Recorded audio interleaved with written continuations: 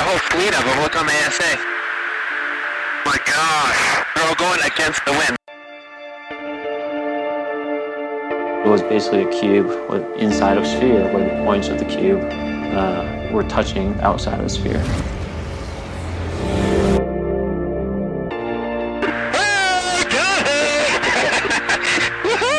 Roger. There's troubleshooting as soon as I get. So this isn't anything that just is limited to the United States. It's a worldwide phenomenon.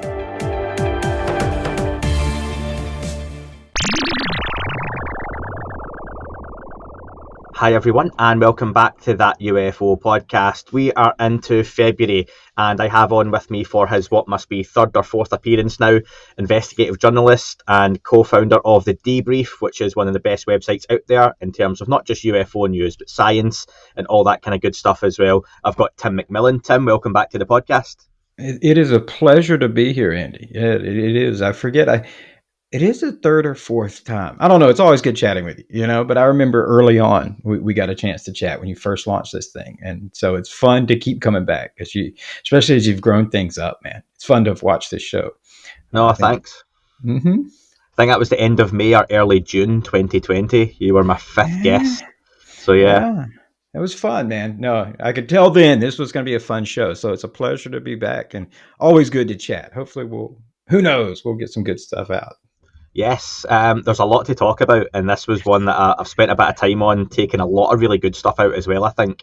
Not just in terms of listener questions and topics, but just we couldn't cover everything in the time we've got. So I want to get right into it, Tim. Listen, we keep hearing that since maybe October, November, December through to this year, we're in a down period for the topic of UFOs and UAPs. For an investigative journalist like yourself, what has this quote-unquote down period been like? Oh, man, that's a good question. And I think it probably hasn't been nearly as maybe anxious as it is for a lot of people who follow the topic really intimately. And I completely am sympathetic with people who are, these lulls where there's no information coming out. They're like, what the heck is going on? It could get frustrating. I guess fortunately for me, UFOs are not something that I've always solely focused on. In addition to running everything with the Debrief and making sure that's going on, and that takes a lot of work. Trying to start up an online news company, but my interest in general have always branched out, and in fact, my interest in national security defense type areas is what you could say worked in reverse. That's what the fact when they started talking about UFOs is when my interest really grabbed hold, and I started, pursuing it from a journalism standpoint. And so in these kind of lull periods, it hasn't felt like a lull period for me, primarily because, and I think people who follow me on Twitter have probably seen it, there's been a lot going on in the world of geopolitics and defense. You've got a lot going on in Ukraine right now. So I've still been very active and focused on stuff. It just, in addition to the fact of working with stuff with UFOs as well. And I guess, intermixed with all of that, you could also say there's never a UFO lull period for me either, because I've always got something going on, but from the product that's coming out, I can see how people see that. But it's kind of how I'll work on stuff for a year before an article comes out, but you try to make it complete. But there's constant work for me behind the scenes. I'll say that much. So it hasn't felt like a lull. No, and it's not to myself either. I think Dan and I have discussed this on a few of the breakdowns that I thought would have went really quiet for a while, but there's still been a lot of good interviews out there. I mean, Jim Semivans just done a good one on Coast to Coast. Colm Kelleher and George Knapp were just on with Theories of Everything last night. Kurt Jaimungo. I'm wearing his hoodie just now, so thanks to Kurt.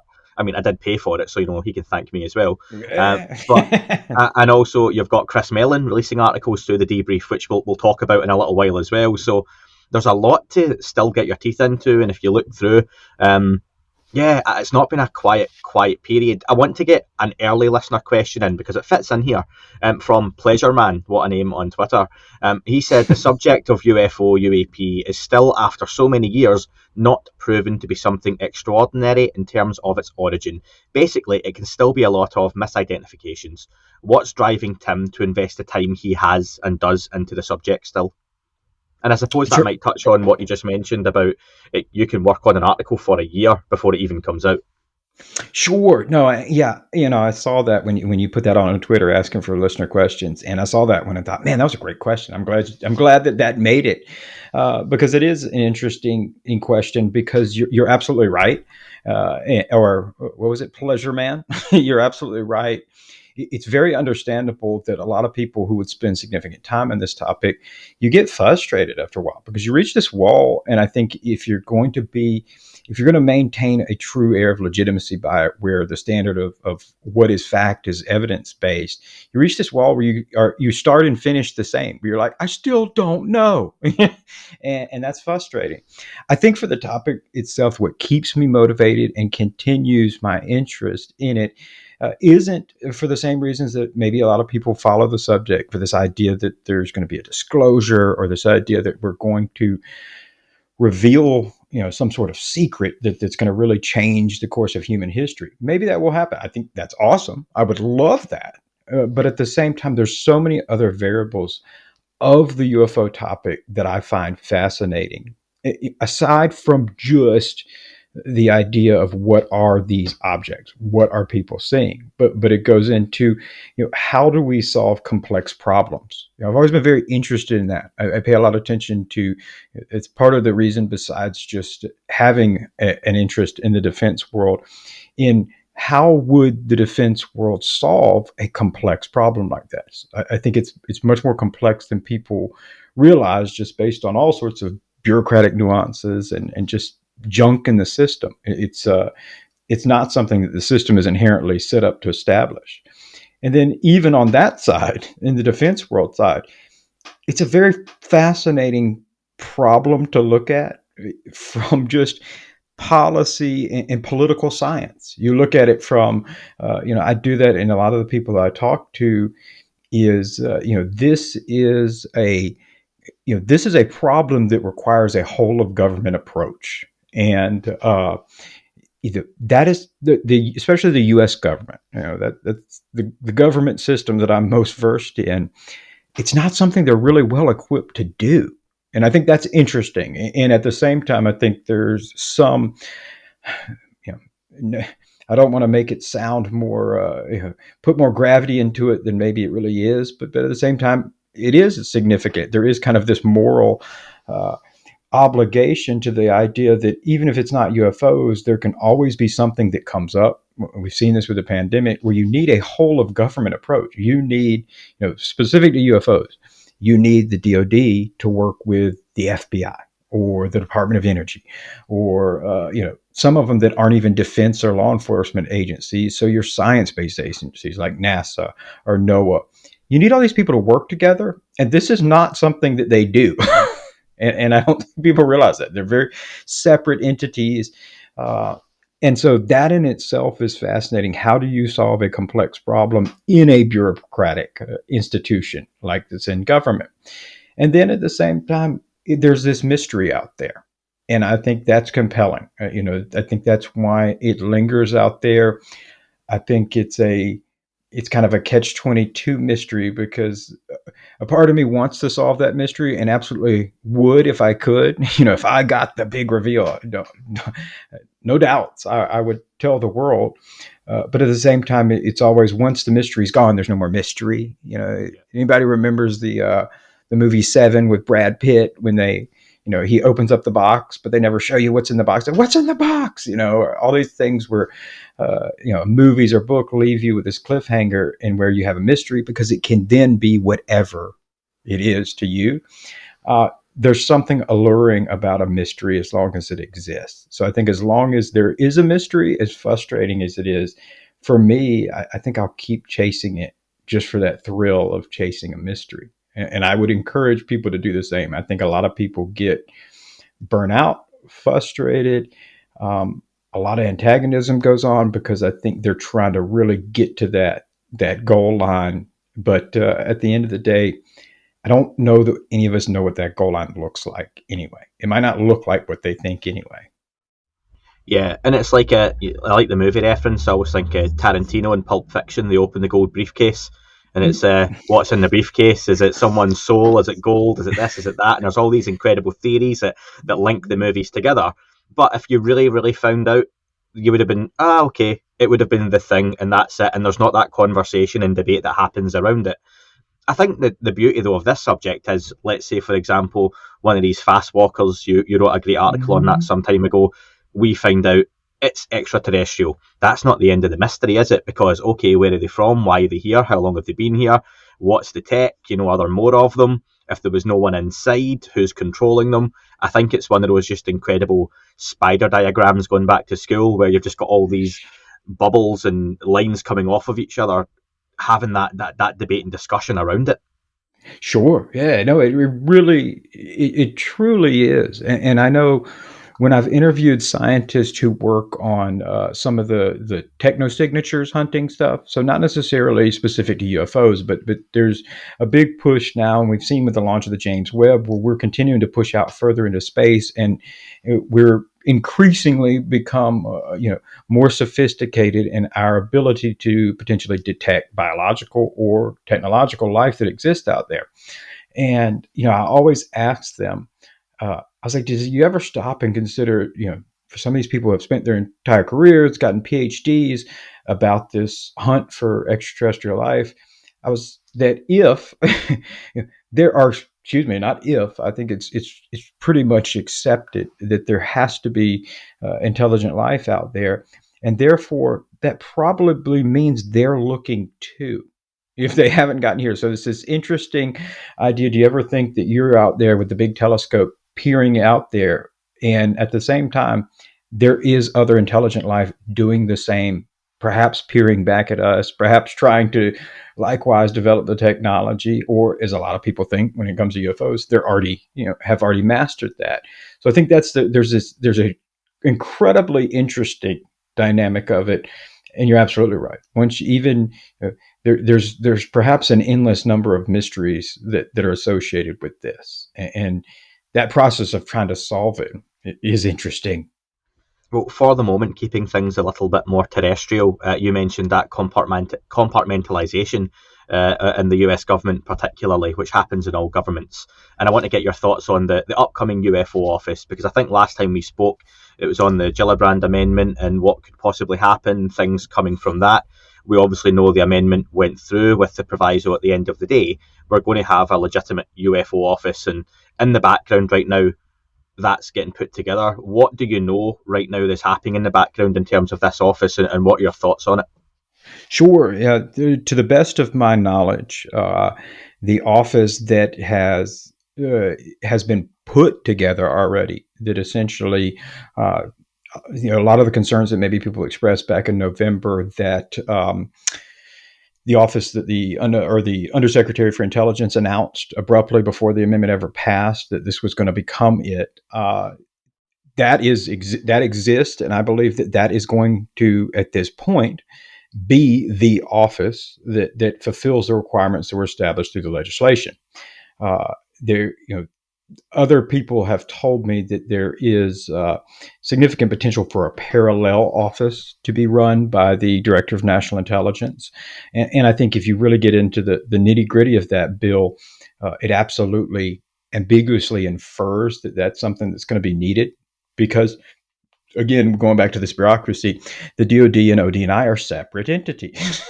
So they're separate deals. So if you're going to work in concert with ODNI has to have some kind of official body in place to work with.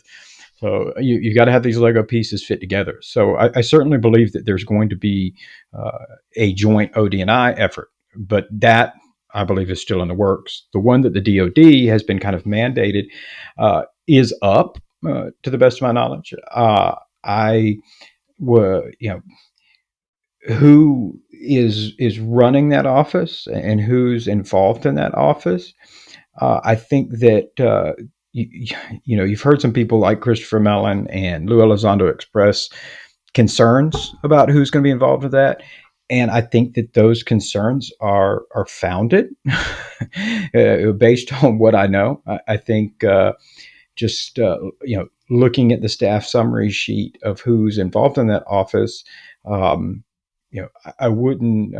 Some I know, some I don't know, and some I know have been antagonistic towards the topic. So it's kind of like, oh my God, do you want? Do you want the guy who absolutely hates your football team to be your quarterback on your team, type deal? And so there's some concerns there. At the same time, it's still very early on. And I think most importantly, that Congress has really expressed, well, regardless of what it looks like right now, or regardless of the product, there's going to be expectations met by lawmakers. So I think it's still a fluid process. I think after you have your first kind of your first briefings and when they meet with the Armed Services Committee or the Intel's Committee and give them kind of an overview of the last 3 months or 6 months, whatever they're doing. Obviously questions will be asked. It'll be interesting to see how this office changes or morphs based on is who they have in place right now currently going to produce the results that Congress wants to see. What are some of the pros and cons of the upcoming UFO office that we're hoping to get that you can see? Is there anything you can think, starting with the pros first, what are some of the best results that could come from it? I think obviously the biggest pros here for that, and it was really surprising when I saw that come out, is because and a lot of people maybe haven't really appreciated the fact that this was the first time in American history that you had Congress openly legislating the UFO topic. That's never happened before. Blue Book, you look at that. Blue Book was an eternal program started by the Air Force. They managed it themselves. They may have provided results to the public, but at no point in time were they mandated by Congress. They weren't mandated by law to do anything. They could close it whenever the heck they wanted to, which they did. Whereas in this one now, this is something that's mandated by law. So the way this system is supposed to work is that your lawmakers are elected by the people, and they're supposed to express the will of the people onto the government services. And in this instance, they have expressed the will that this is a situation or issue that they want to see taken seriously. They want to see resources allocated and dedicated to this. And so for the first time, you've got a government that cannot deny or diminish how much work they're putting into it, because they're legally mandated to be putting this work into it. So there is this line of accountability now. And so if they're saying, oh, we're not doing this or we're not doing that, or no, we don't take UFO reports or we don't look into them, you're like, well, then you're breaking the law. And you have your lawmakers there who are supposed to hold them accountable for that. And so I think the fact that we're seeing the UFO topic put into law and legislation, that's very, very significant. And it's very significant for what's the level of accountability and what we'll see ultimately that's produced. Cons-wise, I think that they can do an absolutely expert job inside of this, and they can solve lots of mysteries, and they can hold within their grasp just irrefutable evidence that what this represents. And so long as it represents what it appears to represent currently, which is inherently a demonstration of vulnerabilities to American and other countries' national defense, that's something that is going to be inherently classified. It's going to be safeguarded as much as people want to believe or think that, especially if they knew this was something that wasn't human, that would be immediately shared with the world, and we would all, this would be this great breakthrough. That's not how the defense world thinks. That's not what they're paid to do. And from them, they view it from a defense standpoint. And if they have something that they have no defense against, that's not something we're ever going to hear about. And that's very difficult. And I've always said, as long as it remains in the national security world solely, it's going to be very hard to get that information that people really want to see out there, the information that they can show to other people and say, look, here you go. This is irrefutable evidence that I'm not crazy. What I saw is what I saw. This is not just drones, balloons, birds, and swamp gas. That's going to be a hard ticket to get out of the defense world until it's something where they've mitigated that risk, or they have determined that it is not a risk, it's not a threat. And I'm not certain that has. I have no evidence that has ever been achieved, that they've ever conclusively ruled out, in light of comments that they have made in public over decades, where they said, I think even the UK government, that's their stance, is much like Blue Book, that UFOs don't pose a threat to national security. Okay, cool. Well, what are they? Birds don't pose a threat to national security either, but I could read a book about them. So what are they? I would say that's probably that alone is probably a lie from governments when they say that it doesn't represent, not that it does represent a threat, but rather that they have conclusively determined that there isn't threat potential there. And so, yeah, it's an interesting slope as long as it remains there in the DoD.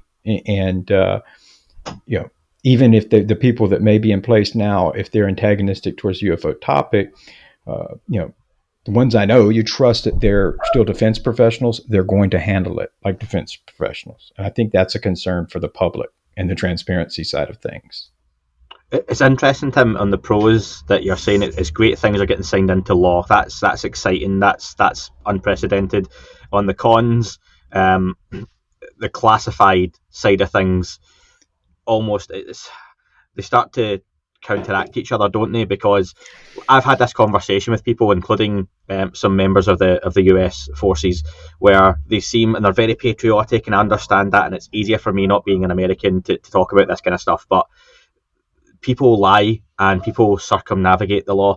And if you're looking at a subject as incredible and as classified as UFOs, or what they may or may not be, then it's not just as easy as saying, well, it's now law, so you have to tell us everything you know. And in a little while, we're going to get to talking about the US Air Force, who I'm sure know plenty of ways around those particular laws, and I'm sure already know what they can and can't do, because part of that UAP task force, they were instructed to comply and give information, and it looks like Chris Mellon's already come out and said, well, they didn't, did they?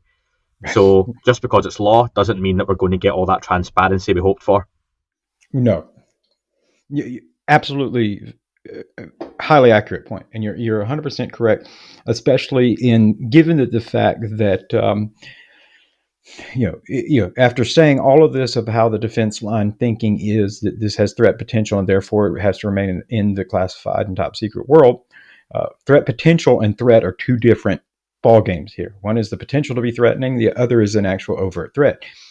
That latter, an overt threat, there's really no evidence for that whatsoever. I mean, there's plenty of instances that I'm aware of. There's plenty of instances where, the Tic Tac could have fired on Fravor and Dietrich and didn't. And, so there's all these things. We certainly haven't seen War of the Worlds here.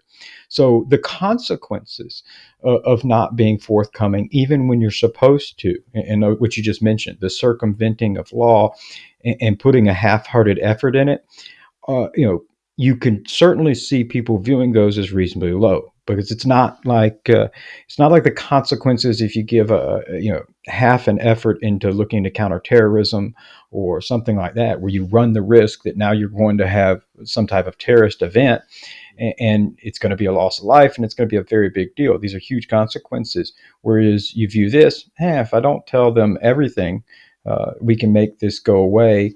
The likelihood that the outcome of this is going to be catastrophic or is going to make us look bad is low. So you're absolutely right. It's it's an interesting area that this extends beyond UFOs when it comes to the government. Is how forthcoming is the military being with the lawmakers that they're legally supposed to be, and there's certainly an abundance of evidence to suggest that if any of the branches of the military, the Department of Defense wants to be, they want to obstruct things, if they want to just circumvent things for a host of reasons. They certainly will and can. They often bring up the fact that the DoD was ordered by executive order to provide an audit of their budget like 30 years ago and still hasn't turned this thing in. So, I mean, yeah, they can shuffle things around and push things around. And especially it depends on how much of an issue does the public or lawmakers want to make it as well. I think that's, are they going to be held accountable for that kind of stuff? I think that's interesting. And I know that was one of the things that was interesting about Chris Mellon's article that he did with us on the Air Force is he I think, called out, appropriately instances where it seemed like people like lawmakers, like the task force, like the DoD, were allowing, why were they allowing the Air Force to circumvent things and not provide data that's being asked for? Why is this being allowed to go on? That's a very good question. I wonder, you mentioned, what the expectations may be from this. Public hearings is something that gets brought up constantly. Is that something you think can realistically be expected to come from this in 2022? You mentioned holding people accountable. It's not something I'm necessarily concerned about myself. I don't feel that moves the conversation forward that we're all looking for to get the answers, but maybe it'll be a consequence of any kind of disclosure, if you want to call it that. But can we expect any kind of public hearings on UFOs being had? I mean, if you were to ask my opinion right now as we see things, no, just because I don't see the political pressure that goes into it. In American politics, oftentimes, and if you think of the public hearings that most people are familiar with, public hearings go on all the time, just nobody watches C-SPAN. But the ones that capture people's attention, they're very politically motivated. It's the Russian interference election. So it's this politics, Republicans versus Democrats. Right now, it's the January 6th commission. So it's very politically motivated. When they bring big tech in and they yell at Mark Zuckerberg and the rest of them, there's big political motivations behind that. And presently, I don't see either side of the aisle viewing the UFO topic as a political issue, that they want to make the other side look bad for not taking care of, that kind of thing.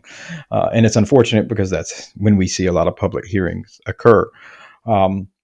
The other side of that is that Congress doesn't have the authority to declassify stuff. So going back to what I mentioned about how so much can be classified, so much can be guarded as state secrets, they can request hearings. They can hold public hearings that are extremely limited, perhaps very similar to essentially reading what was released in that preliminary report by ODNI last June. Reading that or the equivalent of answering that, and then therefore even if you look at those different hearings that I mentioned earlier, you'll see public hearings, but then you'll see, after lunch, we're going to have a closed door hearing about this. So that's where the classified information is, because at the end of the day, Congress cannot tell the DoD, you need to declassify that. That actually, has to come from the president. So, the authority to classify anything is through the executive privilege. And so the president is the only person who has the authority to declassify anything. And again, just going into, if you ask my opinion right now, I wouldn't foresee that, because there's been zero evidence that the current President Biden, has any interest in this, or certainly has made this an issue amongst his executive branches and said, look, I want an answer to this and I want it to come out for the American people. And so I don't see a lot of those parts in place. Those parts come in place, perhaps you will. But right now, I don't see any public hearings on the horizon. Do you think we necessarily need those public hearings to push this conversation forward? Is there going to be a benefit to that, or is the best way to go forward with this to try and get some of those different departments working together in some capacity? I'm going to move on shortly to talk about the US Air Force and Chris Mellon's comments, but is the best way to have people like Chris Mellon and what he seems to be doing, putting pressure on those departments. You know what? This is going to go one of two ways, and you can make it a lot easier for yourselves to cooperate, and at least that way it gives them some measure of control. Sure. No, I do see a benefit into these public hearings, especially in getting things moving forward.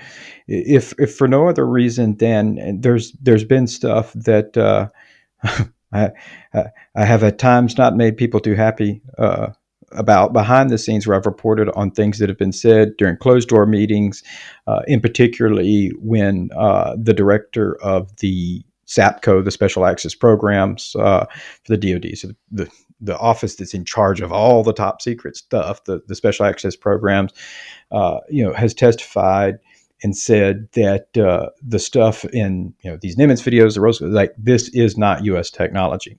And so I think there's immense benefit for pushing the ball forward and getting a lot of people who are on the fence, who don't view this as being maybe as big a mystery as it might be, and kind of easily dismiss it as, well, yeah, maybe it's real tangible something. It's real tangible aerospace something, but it's got to be classified. I think there's huge benefit if you've got somebody like the SAPCO director, if you've got the Air Force chief who's there testifying in front of Congress, sworn in under oath, under threat of perjury and penalty of law, and he or she says, these objects that are being classified as UAP, that have been observed or filmed by our service members, these are not Air Force technology. These are not DoD technology. Because then you have to make the decision, well, are they just lying under oath and committing this very public crime, when they could say, I'm not going to answer that. And so I think to that degree, you're still gonna have a lot of people that would still say that, it's all just their lies. It's all a big smoke and mirrors. But I think a greater majority of people are going to see that and go, okay, well, we can check that one off of the list. And I think it's certainly, it gives, it's nice because though we, the public, don't necessarily get to ask those follow-up questions in these hearing settings, lawmakers do. And so I'm sure a lot of us, there's a lot of questions, after the preliminary report was released. I'm sure a lot of people had a lot of questions, a lot of follow-up that we'd like. They write in there, to some degree, this, to understand these UAP sightings might require a new understanding of science. Like, that's the one I think you want to raise your hand, go, wait, can we talk about that? Like, what makes you say that? And because they put it there in paper. And, I think why would you say that is, those are the questions that you get an opportunity to follow up and ask in a public hearing setting. So I certainly would be all for that. I just don't see that potential right now. I think for me, something that was really evident was in the build-up to the UAP Task Force report, there was a groundswell of mainstream media attention, especially from a US point of view, where you saw people like Lue, Chris, Sean Cahill, and others appearing on major networks, major breakfast shows, talk shows, not just in the US, but around the world, discussing the subject. And that has a great reaction off the back of it. We saw J.J. Abrams' UFO series, albeit disappointing in parts. It still raises the profile of the subject. Demi Lovato's series went on as well. So there was a reaction, but it was like that spike, and then it went away because the report came out, and for the mainstream, it didn't say aliens, essentially, is what it boiled down to. Although if you look into it, it didn't not say that from our point of view. So we have this then quieter period where there's less of a mainstream interest, and I think public hearings, like you say, C-SPAN, if that's a channel in the US, over in the UK, it's like there's the parliamentary channels and whatnot that are rarely watched. But if you had something like that, that certainly captures that imagination again, doesn't it, of the mainstream? Sure. No, absolutely. I think that, and you bring up a really salient point. I'm glad you brought that up, because I wasn't even thinking along those lines, which is somewhat embarrassing since I run a media company. Because definitely we had a lot more traffic when there was the UFO push, because people were anxiously looking for that information every day. And so certainly whenever it's coming into the eyes, and you have outlets that don't cover it very frequently. Some of them do infrequently. The Washington Post, Politico, the New York Times, but when you have that spread out across the land like that, and particularly when you see, because the New York Times did that before the release of the ODNI report, which I was really impressed about, is they kind of revealed what the report was going to say generally beforehand. It was very consistent with the type of reporting that they do all the time. They're very well sourced. I mean, it's a very well, it's the New York Times. And so they have great sources and everything, and they were treating it very much like they do every other national security and defense story, and getting that information out there. And so, there's reams of information that assuredly could potentially come out there when you have that mainstream interest, because I'm a realist. There people like the Times, people like the Washington Post, people have bureau chiefs in DC. It's much easier for them. I've got to work off of emails and phones where they can walk up and meet people face to face. And so there's potential information that I would love to see that come out more. I'd love to see national security reporters report on that. And so with that interest, and certainly, it's definitely one of these things, if there were public hearings announced, continued legislative action that keeps coming up, that pushes it into the mainstream eye, that pushes it into other news outlets. They push their people to push on to their sources and everything to get information. So I think there's significant benefit to it receiving more public attention, because I think for most people, and I've said this with the UFO topic in general, because I think people that have followed it or have at least become very well versed in it, and they study the history in it, and they realize this is something that has kind of been going on for decades and decades and decades. This is nothing new. From what we see now is this kind of relearning process, this rediscovery process, because there's generations of people that say post Blue Book who've kind of grown up under the impression that UFOs really, that's like movies or sci-fi, and people maybe see a meteor and they view it more as fantasy and mythology, and don't realize that there still are these very credible sightings, and there's still these instances that defy any kind of explanation, even for institutions like the Department of Defense, who are established to understand what's going on and flying around here. They need situational awareness. And so I think the more attention that's out there, you capture those people who rediscover this idea that, oh, wait, really? This is real? I mean, it's could perhaps be likened to finding the skeletal remains of Bigfoot. Suddenly we'd all be like, wait, hold on. I just thought that was a really cool story, and we told it, and, wait, that might be real? For a lot of people, I think that goes on. I mean, I've seen that from a lot of family and friends, longtime family and friends who have never really paid much attention to it, but they're, did you read this article about fast movers? I'm like, yeah, I wrote it. And they're like, oh my goodness, this is real. You mentioned, Tim, about an increase in site traffic, and I'm sure one thing that will do that for you is an article by Christopher Mellon, which has recently been published on the Debrief website. The article is titled, "Why is the Air Force AWOL on the UAP issue?" The link for that will be in the description if you haven't read it already. It's fantastic, and as much detail as there is in there, it's an interesting read, even if you're not well versed on the US military. Christopher Mellon does a very good job in explaining what he's talking about within that. Early on in the article, Chris talks about various different satellite systems that are unclassified that he can talk about, and I'm going to just read you a small piece that he writes after he's listed many of these different programs or satellites, and different weapons, sensors and such. How is this possible in light of the US Air Force's global responsibility for aerospace defence and its massive air and space surveillance capabilities? Are we to believe that the US Air Force did not detect any UAPs from 2004 until 2021? This lapse in US Air Force reporting raises doubts about the credibility of the Air Force on the UAP issue and its responsiveness to civilian oversight. Is Chris Mellon essentially at that point calling out the US Air Force? Yeah, no. First of all, big kudos to Chris. Chris authored that entire article and put all that work into it.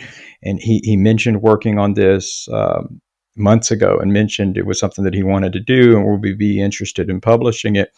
And so absolutely, it's definitely interesting. And big kudos to Micah Hanks, who was the editor of that. A lot of work. Editors never get any good credit, but they put significant amount of work into it. And it's at the end of the day, it's Micah who makes that decision that we included all of that information. That was one of the things I was very happy that we were able to publish it, because I know just from experience and working with other outlets, there was like an 8,500 word article, almost 9,000 word article. There's not many outlets that are going to let that go. But I felt like everything that he put in there, and even laying out all of these capabilities, and it was good. It was good information. It's good information people don't realize, but it makes that point that his overarching point that it's virtually impossible that the Air Force would not be detecting this stuff. It is virtually impossible that they would not have more information on this, because they're the branch of the service that is supposed to be equipped to handle this.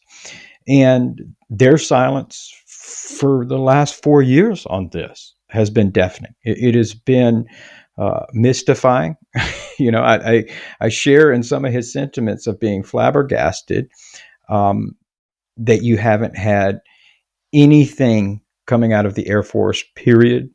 And I certainly haven't come across some of the information that he shared in that article directly. So he mentioned the fact that Air Force pilots and officers and airmen had been warned and threatened. Don't don't talk to people. Don't do this. Don't do that.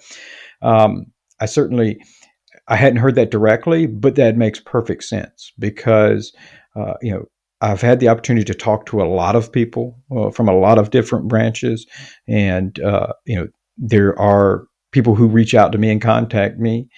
The Air Force is one that zero, nobody whatsoever, nothing, absolute silence. And so that certainly makes sense. And I think he's spot on in saying that it is incredible that this is the branch with the biggest capabilities of it. And frankly, if we're talking about this topic, should have the most vested interest in it. A, has been totally silent, and B, has been allowed to be totally silent on it. And I wish I had a good explanation for that. I mean, when you read the article, it certainly comes across like Chris is very much tongue in cheek, telling the US Air Force, you're lying about this. And it's almost like when you talk to a child that they're lying. Well, I can't believe that you didn't do this when you know for a fact. And I'm sure that's probably a good place to come from with this. I want to ask you, though, Tim, two scenarios.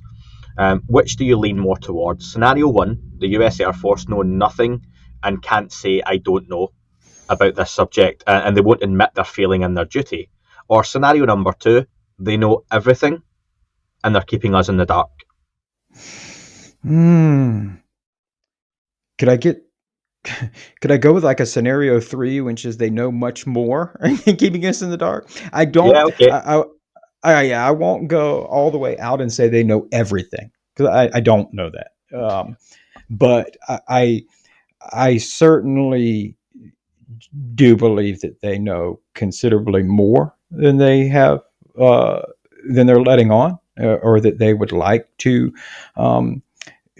lead people to believe. And I think, Chris, you're right. That scolding kind of approach, he's accurate in that. Come on, you're gonna tell me you don't know anything? That's BS. How does the Navy know something? How does the Coast Guard know something? How do these other people know something? You don't know nothing? There's no way.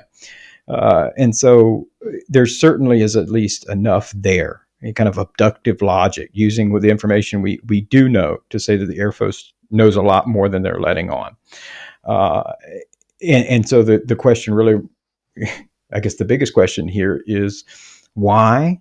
And so when I say that I don't know that, that's the part that is mysterious. But I certainly think that I certainly think there's other components. I know that there's other components within government who know more about this particular subject. They know more about UAP. They've either encountered it or collected data at times inadvertently. So, they're doing something totally different. They're like, oh man, we just picked this up. I know there are other components that exist that have existed, and that information exists outside of the cogs in the wheel. They're outside of the what ATIP or ALSAP or even the task force worked on. That was maybe you'll ask me about this. Maybe it's a viewer question. I'm surprised if it wasn't, because I'd mentioned a few weeks ago, maybe a month ago, about anti-neutrinos. People were talking about this idea of luring UAP in, and I just kind of mentioned the anti-neutrino study done by the geospatial intelligence might be a good idea, and that comes from information that comes from outside of the ATIP purview, let's say. So the Elizondo and the Bass people, maybe the usual suspects. Let's say that comes out of that.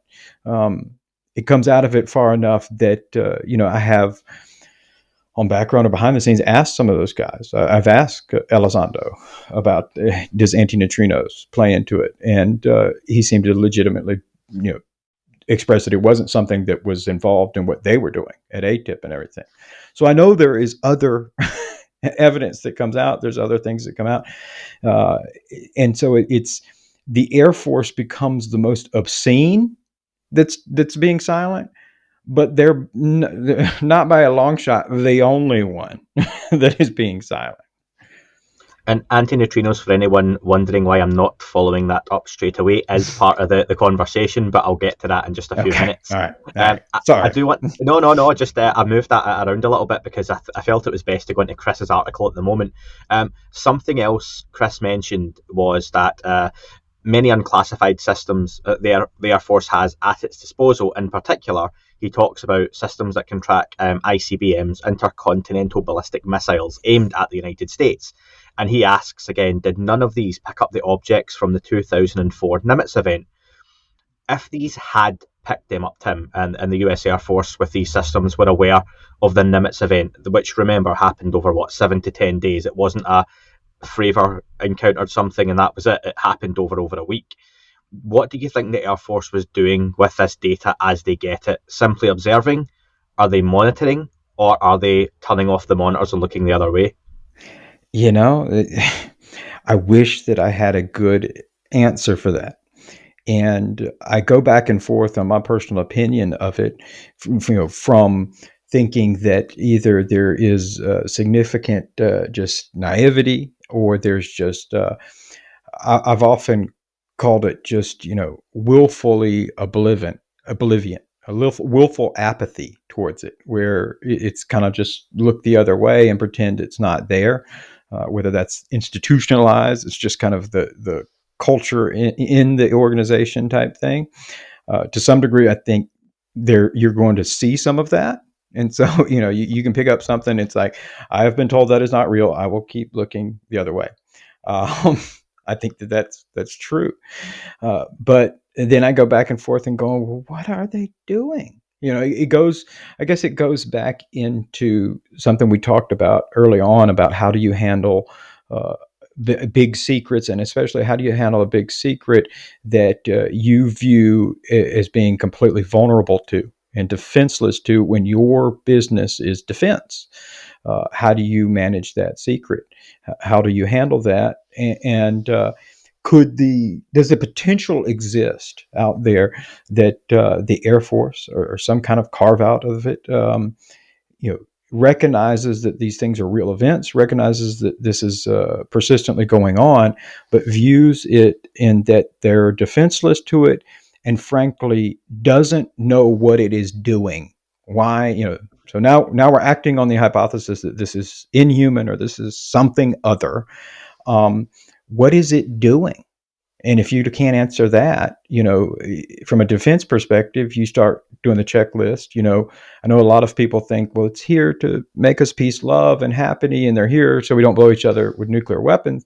They really didn't do anything. They haven't stopped that. They certainly didn't stop us when we, killed thousands of innocent people with a nuclear weapon, and they haven't stopped when we've destroyed our environment by testing them all the time. So there's no evidence for that. So what are they doing? And so is this idea, does the potential exist? Can you conclusively rule and take it off the table that this is not something that's doing pre-battlefield intelligence? The same thing we do before you go into war. You make sure you got everything about the terrain, everything about the combatants, everything that you can about it before you go engage in a conflict. Is that what's going on? There's no evidence for that either, but at the same time, if you don't know what's going on, is it something that you can completely remove off the table? I would say no. And so just based on that alone, do you engage in this kind of long-running systemic secrecy? Maybe. Maybe. It's as long as it's an unknown, I think it would be reckless for anybody to outwardly say what is or isn't true, at least in the parameters of plausibility, if that makes sense. We hear about so many things within organizations where at the highest level, something untoward has been going on. Maybe it's been, systematic bullying or whatever it may be. There's so many things. But if you're directly below that level, that you can't influence what happens, but for your own sake and for your own role and job, you allow it to happen, you ignore it. There's that possibility that's what's happening here with the Air Force, in the sense that we know there's something, we can't do anything about it. It massively weakens us and makes us look poor. So what we can do is just turn the other cheek and let it go on until it does directly affect us. Sure. No, absolutely. Down to the fact that I think I've said that out of all of the idea of there being crashed UFO recoveries, Roswell being real, the most plausible scenario I ever heard was, and it was one I never considered before, was this idea that, yes, something could have crashed. Let's say Roswell. Yes, something could have been recovered, but its technology was so far beyond our understanding that we simply couldn't figure it out. And so you're looking at it from the perspective of, I could spend my entire defense budget trying to figure this out, and I'm still not going to be any closer than I was beforehand. And meanwhile, life goes on, the world goes on. You've got, if you put it in modern perspective, you've got this potential and threat of war in Ukraine right now between Russia. There's a lot of tension in geopolitics, and you realize if I dump my whole defense budget into figuring this out and am no closer, meanwhile, my potential near peer adversaries, Russia, China, they're building bombs, they're building planes, they're building aircraft carriers that can be used against me. So I'm actually going to put myself in a more vulnerable position. So we're just going to box that up. We're going to put it in the archives, like Raiders of the Lost Ark, and we're going to check, every how many ever decades, and try to see, where are we? Where is our science? Where is our level of understanding? And are we at a position now where we can better understand this or make use of it? If we're not, we're going to box it back up. That doesn't sound crazy to me. Maybe people would think that, the Air Force or the government or whoever would run out and, look at this alien body, everybody. I'm not so sure, especially if you don't know anything. If you're like, I don't know who this is, what this is, and what the intent is. That's a scary position to be in, especially when you're talking about governments and institutions built on public faith, trust. We put considerable faith and trust into our governments to care for our welfare. And if they come out and say, that's crazy, guys, we ain't got a clue here, I think it, even if it's implicitly, it erodes our faith in that government. We're less likely to put faith in government then. And so the scenario you presented there, I think it is very plausible. I mean, I know it is, because that's in interviews that when I spoke to people like former Secretary of the Navy Ray Mabus. I asked him, when he told me, yeah, this stuff happens, they have these weird sightings. He knew about the Roosevelt. He knew about these incidents. And he's like, the military folks just never really gave an explanation. They were just, yeah, we don't know. And I was like, did you never want to follow up on that? Did you never say, well, damn it, no, you're going to find out? And he was like, my bandwidth for stuff that I had to deal with was limited, and you've got so much going on. When I talked to the advisors for this Secretary of Defense Mattis, who had been briefed by Lue Elizondo, and they legitimately were like, no, I trust the information they were saying was real. This is not some big LARP or whatever. They're like, no, this really happened inside professional settings, inside real official areas. And they were like, but man, we had so much going on at the time, and the UFOs weren't attacking us, and they weren't posing a risk, whereas we did have real world risk that we had to mitigate. And so, yeah, I think that scenario absolutely exists. That Roswell scenario of having the technology crash that you have no idea where to even begin, it reminds me of that advert that went viral a few years ago where a daughter buys our elderly father, I think it is, like an iPad, but he doesn't know what the iPad is for. And she turns around in the kitchen one day and he's using it as a chopping board, and he takes the vegetables off it and rinses it under the sink, and he's like, oh, this is great for this use. And is that where we were potentially at when this saucer crashes, if that's what it was? And we look and go, where's the control panels? Where's the exhaust? Where's the windows? Where's the door? There isn't any.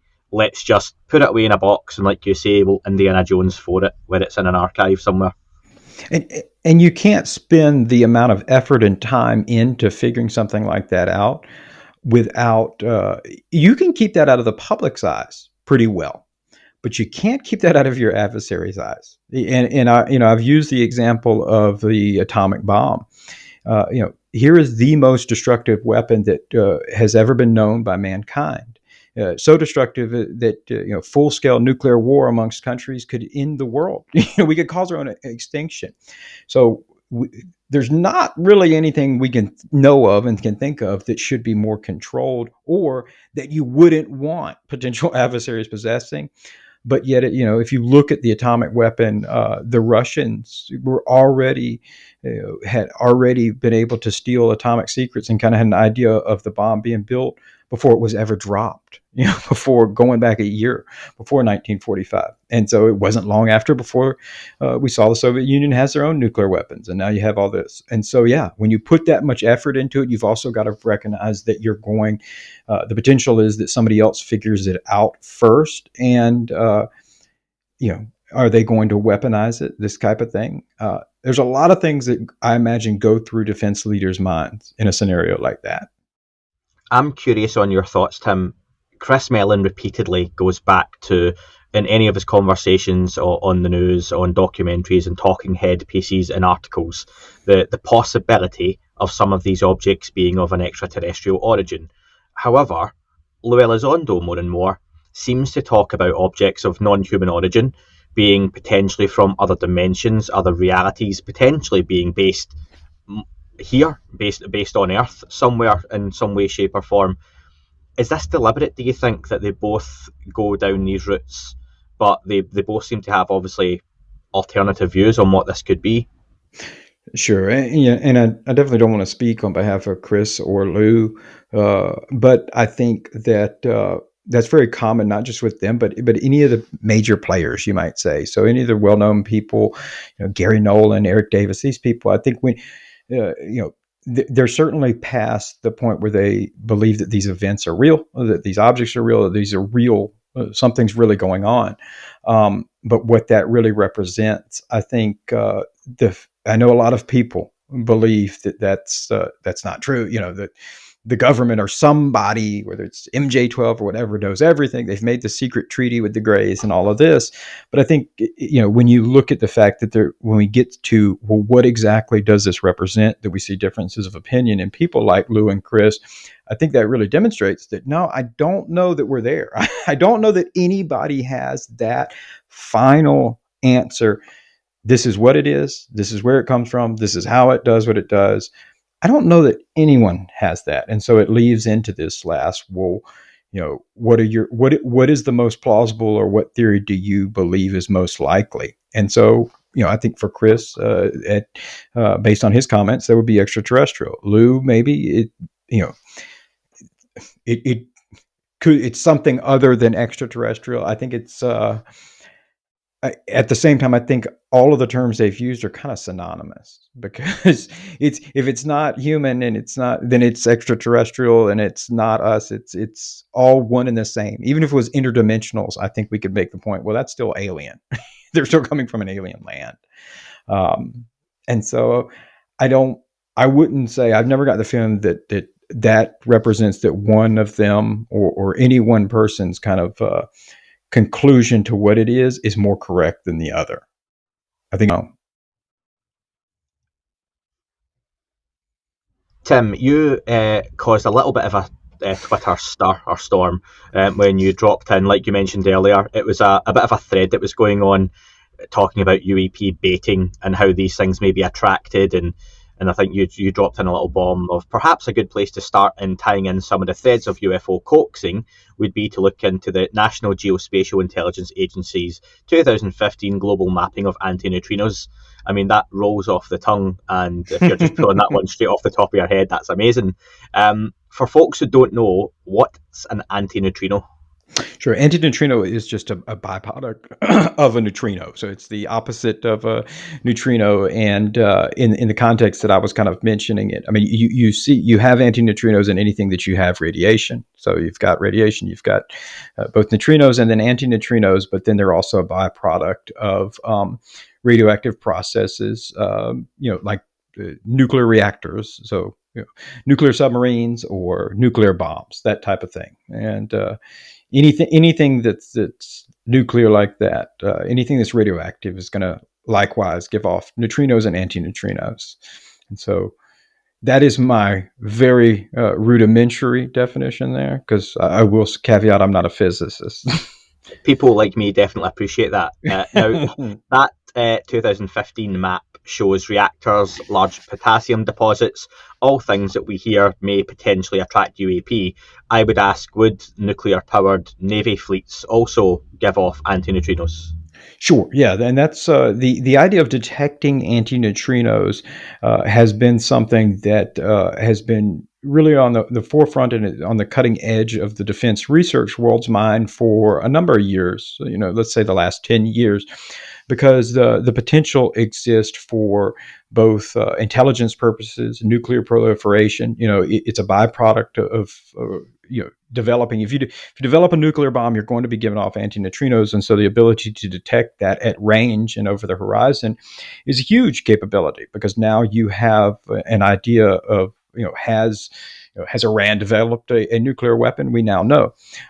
In addition to the fact that you mentioned with nuclear submarines, if you can detect that, because the object for these subs, and they continue to get more quiet, and these stealth subs, it becomes harder to detect subs by our traditional means. And so this idea that you could detect antineutrinos, not only would you be able to detect those subs, you could basically follow them around, like, from afar, from your satellites.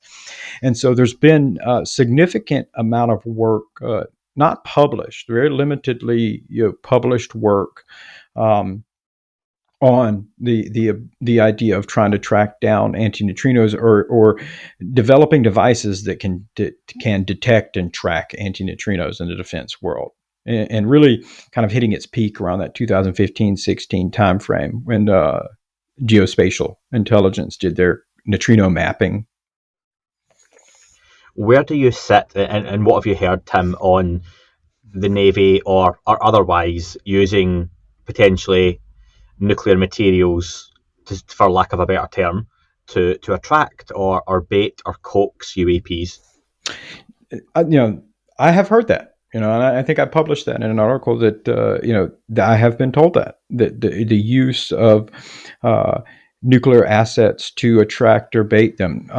Now, whether that is by intentional operational plan, meaning that, hey, we're going to bring out all these nuclear assets and bait them in, or whether it is, hey, we've got a lot of nuclear assets already going out to do workups or whatever, let's go out with our detectors and see what we can find. I don't know that, but I do know that the idea of using the potential for nuclear powered defense devices, aircraft carriers, submarines, to enhance your ability to capture UAP. I know that's something that several people have said, going back into the ATIP days when Lue Elizondo was there. That was something that was definitely looked into and exercised.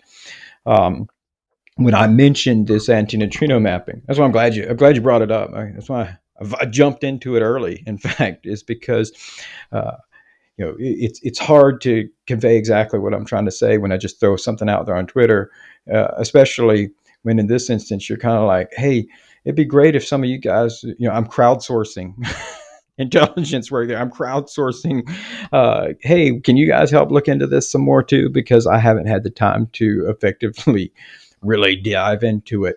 But it came from early on, and I say that that was stuff that came from outside of the ATIP crew or the usual suspects crew, but just in early days of me looking at this subject and leaning on people that I knew and trusted and had known and had close relationships for a long time, and saying, so what do you know about this? What do you think about this?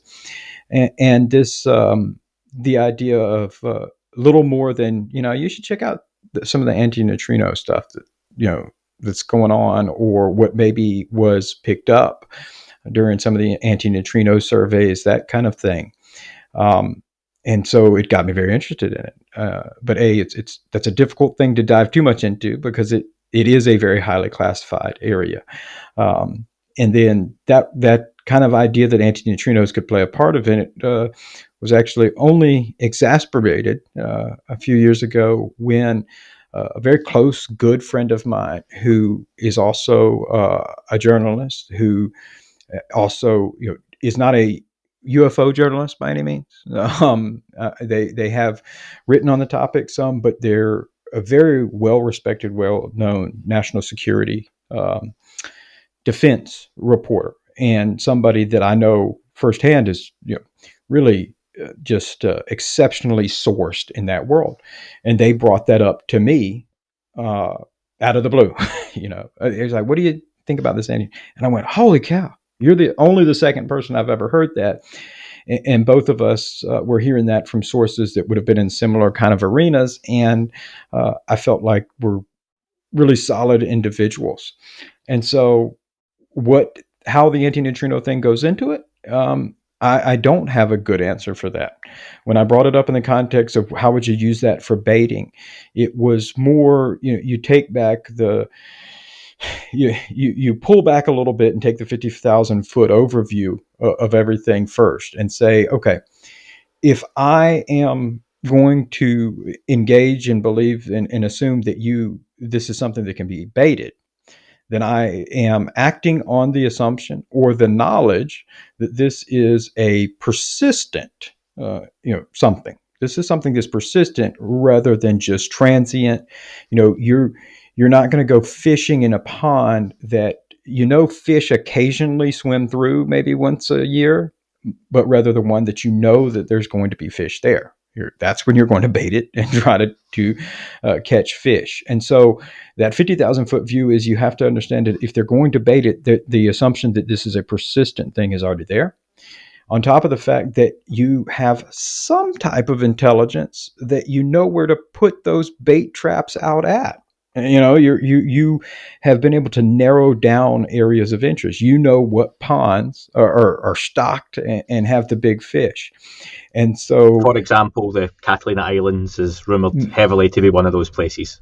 Right. You've got a lot of these stories from off the East Coast now. And absolutely, right there in that Southern California range area, you've got these lots of accounts. So these would be areas where you would say, okay, that's a good spot to do it.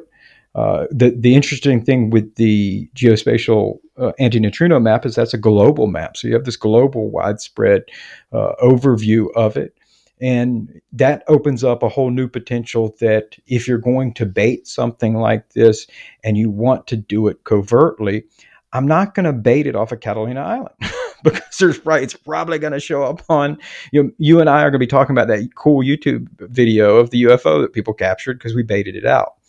But if there's perhaps areas where there are hot spots that are very remote, I mean, especially when we're talking about the Navy and we're talking about the oceans, the Earth is far more covered by the oceans. And so if you've got remote areas and that are good, quote, fishing holes, and could this be potentially achieved by looking at that anti-neutrino map where you're identifying, you have anti-neutrino, you're getting anti-neutrinos, you're detecting them in areas where there shouldn't be. And now, in terms of that, I'm not entirely sure that, to save some people some time of like looking at the anti-neutrino map pixel by pixel, I'm not sure that that's granular enough. You would have to really maybe get into the real data of that to where you could pick up that type of stuff. But that's what I was getting at when I mentioned that, is that I do think that there's some type of anti-neutrino component to this. How that exactly factors in, I'm still not clear on. It's crowdsourcing. I was hoping UFO Twitter has an amazing ability to to solve all sorts of mysteries when they put their mind to it. That is all for this week's show. Thank you very much for listening. Please remember to leave the podcast a review on your chosen platform. You can like, retweet and subscribe. That would all be very much appreciated. The shows are being uploaded onto YouTube as we speak more and more. You can sign up at patreon.com/That UFO podcast to access the shows ad-free as well. Please get in touch on Twitter, Facebook, Instagram, That UFO podcast. Of course, on Twitter, it's at UFO UAPAM. And again, folks, as always, keep looking up. You never know what you might see.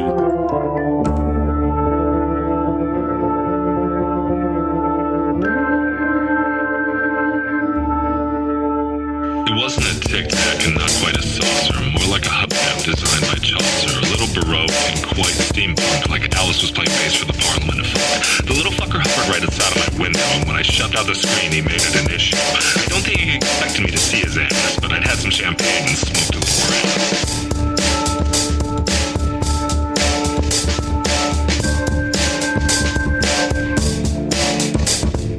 Meditative game of state full on meta. I can't imagine how it could have been any better. I got to the top of the stairs and there he was. Like, you awake? I was about to abduct you, cuz.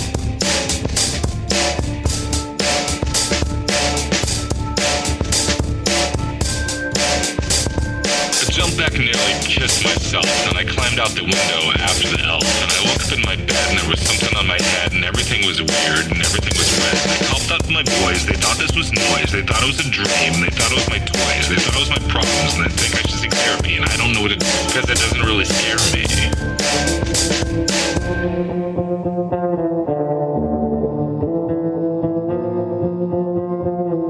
If you really want to know who I think they'd be, I think it's you and me and us and we and him and her and that and she and that thing over there and what's that, Jake?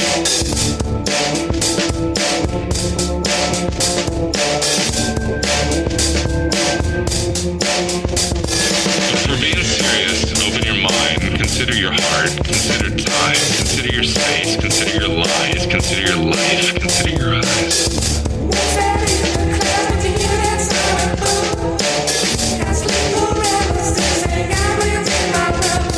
It wasn't a tic-tac and not quite a saucer.